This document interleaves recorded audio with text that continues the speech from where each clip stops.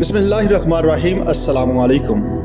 زندگی کوئی ضبط دے نہ جلال دے، مجھے صرف اتنا کمال دے، مجھے اپنی راہ پہ ڈال دے کہ زمانہ میری مثال دے، تیری رحمتوں کا نزول ہو، مجھے محنتوں کا صلہ ملے، مجھے مال و زر کی ہوس نہ ہو، مجھے بس تو رزق حلال دے، میرے ذہن میں تیری فکر ہو، میری سانس میں تیرا ذکر ہو، تیرا خوف میری نجات ہو، سب خوف دل سے نکال دے، تیری بارگاہ میں اے خدا میری روز و شب ہے یہی دعا، تو رحیم ہے تو کریم ہے، مجھے مشکلوں سے نکال دے۔ دوستو، انسانی زندگی جس قدر ترقی کی منازل طے کر رہی ہے، اسی قدر مشکلات اور تکلیف کا شکار ہو کر کٹھن سے کٹھن تر ہوتی جا رہی ہے۔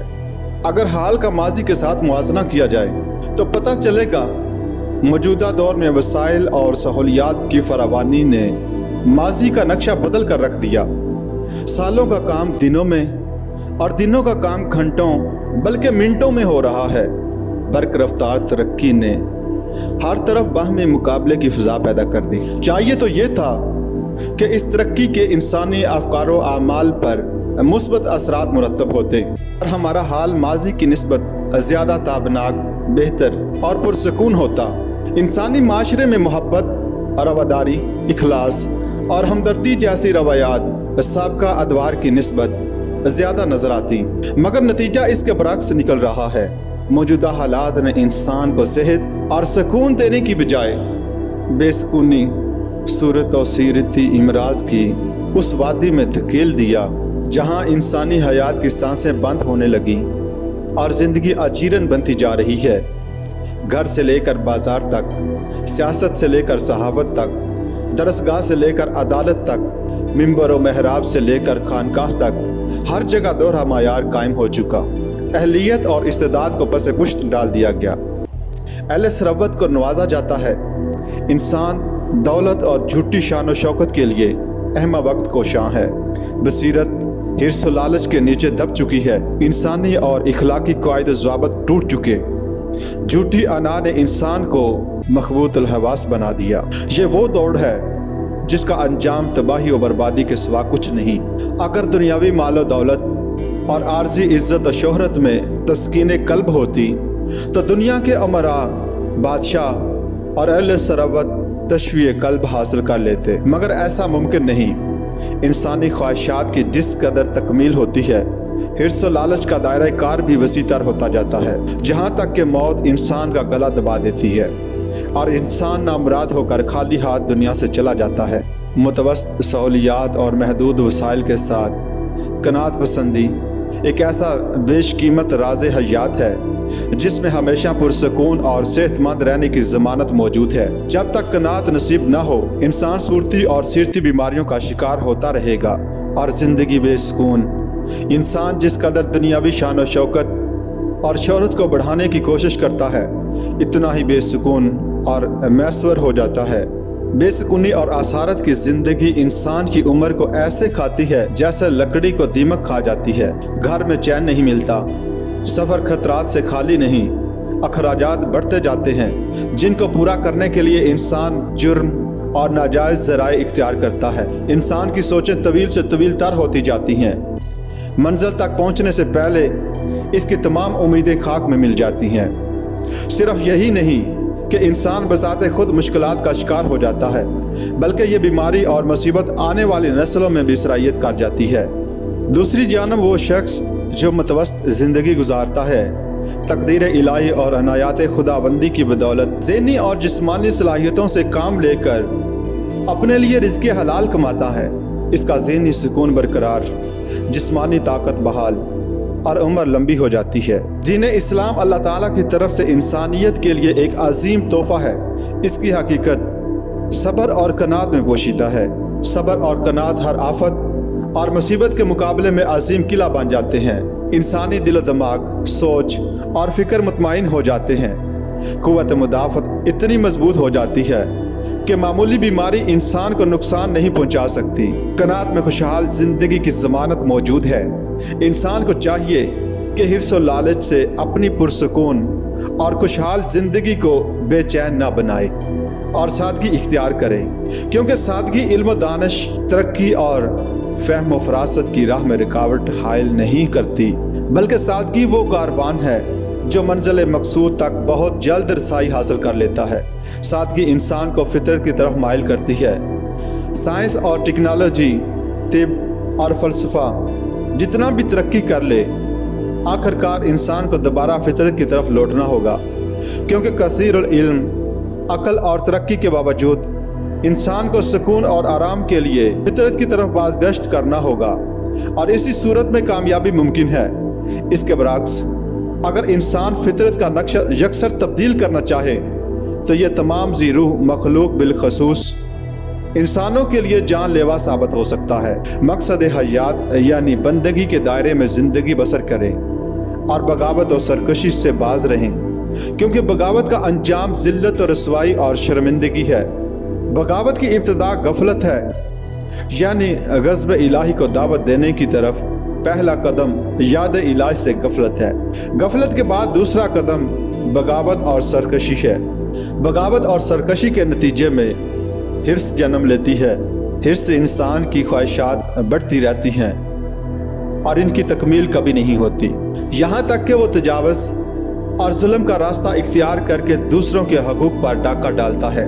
حرص و لالچ وہ کینسر ہے جس سے انسان کی تمام امیدیں دربار الہی سے منقطع ہو کر مخلوق سے وابستہ ہو جاتی ہیں۔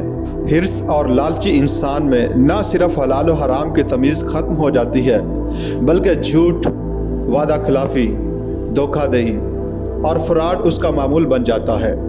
گناہ اور ثواب کا احساس ختم ہو کر ایسی سیرتی بیماریوں کا شکار ہو جاتا ہے جو ایک سے دوسرے وجود میں منتقل ہو کر پورے معاشرے کو تباہ کر دیتی ہیں۔ حرص اور لالچ کی بیماری رہنما کو رہزن بنا دیتی ہے، یعنی عالم اپنے علم پر عامل نہیں رہتا، بلکہ اس کے گفتار و کردار میں تضاد پیدا ہو جاتا ہے۔ ایسے لوگوں کا وقار معاشرے میں مجروح ہو جاتا ہے اور ان کی باتوں پر عمل کرنا تو دور کی بات، کوئی ان پر یقین بھی نہیں کرتا۔ تباہ کن حالات اور معاشرے میں پائے جانے والے شر و فساد کی بنیادی وجہ صبر اور قناعت کے دامن کو نظر انداز کر کے حرص کی جانب بازگشت کرنا۔ حرص و لالچ سے بہت سی سماجی برائیاں جنم لیتی ہیں، مثلا رشوت، سود، ملاوٹ، قتل و غارت، جھوٹ، دھوکہ، فراڈ وغیرہ۔ مظلوم اور کمزور طبقہ اپنے بنیادی حقوق سے محروم رہ جاتا ہے۔ لوگ ابن الوقت بن جاتے ہیں اور مظلوم کی مدد کی بجائے ظلم کا ساتھ دیتے ہیں۔ فساد اتنا بڑھ جاتا ہے کہ کسی کی جان، مال اور عزت و آبرو محفوظ نہیں رہتی۔ مظلوم طبقہ خودکشی اور خودسوزی پر مجبور ہو جاتا ہے۔ ان تمام مظالم اور غرباء کی خودکشیوں کے ذمہ دار معاشرے کے وہ ناسور ہوتے ہیں جو اپنی حرص و ہوس کو پورا کرنے کے لیے ناجائز ذرائع استعمال کرتے ہوئے آج معاشرے میں ہر طرف کشت و خون کا بازار گرم ہے۔ قاتل کو پتہ نہیں کہ میں کس کو اور کیوں قتل کر رہا ہوں، اور مقتول کو یہ معلوم نہیں کہ مجھے کس جرم کی سزا مل رہی ہے۔ ہر طرف عذاب الہی کا نزول ہے اور قیامت صغریٰ برپا ہے۔ جب تک انسان قناعت کی طرف نہ لوٹ جائے، یہ عذاب مزید بڑھے گا اور بے سکونی و تباہی میں اضافہ ہوتا رہے گا۔ حرص اور لالچی انسان کا اللہ تعالیٰ کی رضاکیت پر ایمان ختم ہو جاتا ہے اور بندگی نہیں کر سکتا۔ حرص و لالچ وہ پیاس ہے، انسان سمندروں کا پانی پی لے تب بھی پیاسا رہتا ہے۔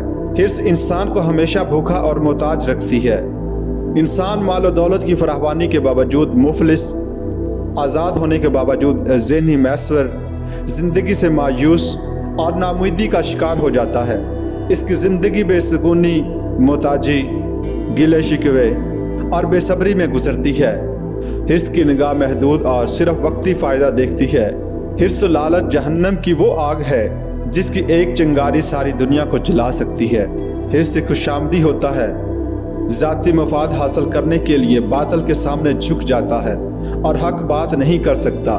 تاریخ کے اوراق اٹھا کر دیکھیں تو فرعون، شداد، نمرود، حامان جیسے بے شمار ایسے نام ملیں گے جنہوں نے حق کی نفی کر کے باطل کو اپنایا اور حرص و ہوس کو پورا کرنے کے لیے انسانیت پر انگنت مظالم ڈھائے۔ ایسے کرداروں کو تاریخ انسانیت کا سیاہ ترین باب شمار کیا جاتا ہے اور انسانیت آج بھی ان سے نفرت کرتی ہے۔ اس کے برعکس اللہ تعالیٰ کے نیک اور صالحین بندوں نے دنیا میں قناعت پسندی کی جو مثالیں قائم کی، تاریخ ان کو سنہری الفاظ میں رقم کرتی ہے۔ ان کی سیرت آج بھی بھٹکی ہوئی انسانیت کے لیے مشعل راہ ہے۔ سید الانبیاء حضرت محمد مصطفیٰ صلی اللہ علیہ وآلہ وسلم اور ان کے جانثاروں نے وقت کے باطل معبودوں کے سامنے کبھی سر تسلیم خم نہیں کیا، بلکہ باطل پرستوں کے سر حق کے سامنے جھکا دیے۔ دولت، شہرت اور دنیاوی لذت ان کو کبھی خرید نہ سکی۔ انہوں نے دنیا انسانیت پر اپنا اثر و تاثر سورج کی طرح ثبت کر دیا۔ ہمیں اپنے اسلاف کی تاریخ کو دہرانا ہوگا، نفس و شیطان کے خلاف جہاد کرتے ہوئے اپنی ناپاک خواہشات اور حرص و لالچ کو جڑ سے اکھاڑ کر اپنی سیرت کو پاک صاف اور حسین بنانا ہوگا، تاکہ غیر مسلم بھی ہماری حقانیت کا اعتراف کرنے پر مجبور ہو جائیں۔ دین اسلام انسان کو انسانیت کی معراج تک پہنچا دیتا ہے، لیکن اسراف، ذخیرہ اندوزی سے منع کرتا ہے، کیونکہ یہ وہ اعمال ہیں جو انسانیت سے دشمنی کے مترادف ہیں۔ یہی اعمال انسان کو حریص بنا کر تجاوز پر مجبور کرتے ہیں۔ صبر اور قناعت شرمساری سے نجات اور ایمان کے ارتقاء کا وسیلہ ہے۔ ہمارے رہبر و پیشوا حضرت محمد مصطفیٰ صلی اللہ علیہ وآلہ وسلم نے خود بھی صبر اور قناعت کی زندگی بسر کی اور دوسروں کو بھی تلقین کرتے ہوئے صبر و قناعت کو نہ صرف تمام نعمتوں پر ترجیح دی، بلکہ اسے اللہ تعالیٰ کی معرفت اور دوستی کا وسیلہ قرار دیا۔ دین اسلام کی تعلیمات صرف ظاہری عبادت اور ذکر و اذکار تک محدود نہیں، بلکہ ان ذرّی اوصاف کا مجموعہ ہے جن کو اپنانے میں باوقار، خوشحال، صحت مند، آزاد اور پرسکون زندگی گزارنے کے ساتھ ساتھ آخروی زندگی میں کامیابی کی ضمانت بھی موجود ہے۔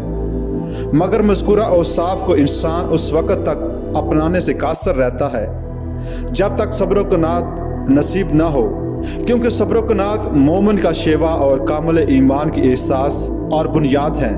صبر و قناعت انسان کو دنیا کی ہر ناجائز خواہش سے بے نیاز بنا کر بے تاج بادشاہ یعنی باطنی سلطان بنا دیتی ہے۔ شر، افراتفری، جنگ اور تباہی سے نجات اور امن و سلامتی کے قیام کے لیے ضروری ہے کہ انسان اپنے وجود کی دنیا میں سفر کرے اور قناعت کو اپنا لے، کیونکہ قناعت کی دولت سے ہی حرص و لالچ کا خاتمہ ممکن ہے۔ قناعت وہ عظیم دولت ہے جو انسان کو لااحتیاج بنا دیتی ہے۔ قناعت در حقیقت اللہ تعالیٰ کی رضاکیت پر کامل یقین اور ایمان کی دلیل ہے۔ جس کے دل میں قناعت ہو، ذلت اور شرمندگی اس کے قریب نہیں آ سکتی۔ حصول قناعت کے لیے ان عظیم لوگوں سے نسبت و تربیت حاصل کرنا ضروری ہے۔ انسان کو اللہ تعالیٰ نے عکس و مراسلہ جیسی صلاحیتیں عطا فرمائی، یعنی دوسروں سے اثر لیتا بھی ہے اور دوسروں میں صفات منتقل بھی کر سکتا ہے۔ اقصا کی صلاحیت استعمال کرتے ہوئے ان ہستیوں کے حسین اور نورانی عمل سے ہماری سیرت منور ہو جائے گی اور ہم قناعت جیسی عظیم اور لازوال دولت سے سرشار ہو کر ہر ناجائز لذت اور ہم قناعت جیسی عظیم اور لازوال دولت سے سرشار ہو کر ہر ناجائز لذت اور خواہش سے بے نیاز ہو جائیں گے اور اپنے خالق و مالک کے بتائے ہوئے طریقوں کے مطابق زندگی بسر کریں گے، جس سے ہمیں دنیاوی سکون اور آخرت کی کامیابی نصیب ہوگی۔